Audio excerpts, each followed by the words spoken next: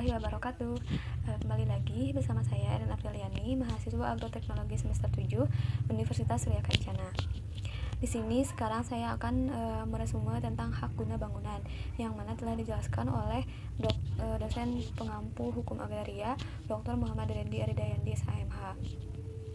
Menurut pengertiannya, hak guna bangunan tercantum dalam pasal 35 yang berbunyi hak guna bangunan adalah hak untuk mendirikan dan mempunyai bangunan-bangunan atas tanah yang bukan miliknya sendiri dengan jangka waktu paling lama itu 30 tahun. Nah, atas permintaan pemegang dan dengan mengingat keperluan serta keadaan bangunan-bangunannya. Jangka waktu itu yang tercantum di dalam ayat 1 bisa diperpanjang dengan waktu paling lama itu 20 tahun. Nah, ayat 3-nya itu hak guna bangunan dapat beralih dan dialihkan kepada pihak lain, seperti hak guna usaha ya. Yang dapat mempunyai hak guna bangunan menurut pasal 36 adalah warga negara Indonesia dan badan hukum yang didirikan menurut hukum Indonesia dan berada di Indonesia. Nah, untuk ayat 2-nya, orang ataupun badan hukum yang memiliki hak guna bangunan namun tidak lagi memenuhi syarat yang tersebut di dalam ayat 1, maka dalam jangka waktu 1 tahun harus melepaskan atau mengalihkan hak guna bangunan tersebut kepada pihak lain yang memenuhi syarat itu. Nah, langkah tersebut dilakukan sesuai dengan ketetapan atau penetapan pemerintah.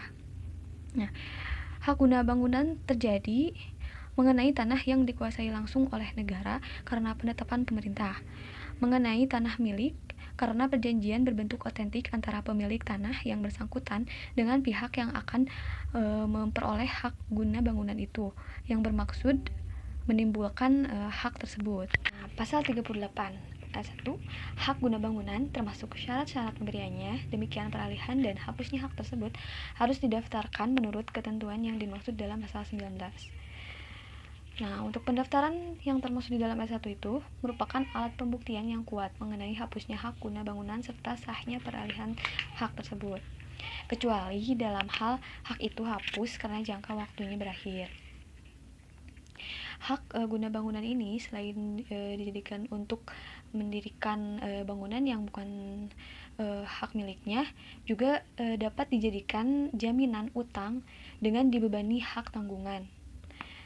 Nah, lalu hak guna bangunan juga bisa hapus karena hal-hal berikut menurut pasal 40.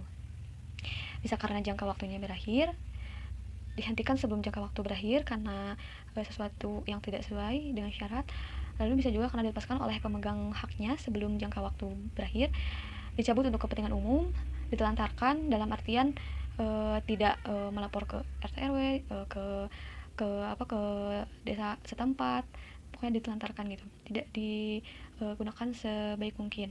Nah, bisa juga karena tanahnya musnah karena suatu hal terjadi yang tidak bisa diprediksi seperti bencana alam. Nah, yang terakhir karena ketentuan dalam pasal 36 ayat 2. Terima kasih atas perhatiannya. Wassalamualaikum warahmatullahi wabarakatuh.